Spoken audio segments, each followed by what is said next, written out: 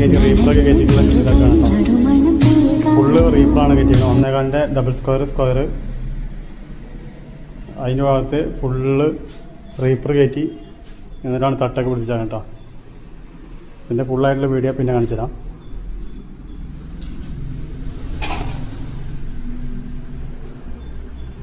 ഇതിൻ്റെ വിൻഡോ ആണ് ഒരു ഭാഗം ആവണുള്ളൂ, പണി വർക്ക് കഴിഞ്ഞ് ആവണുള്ളൂ.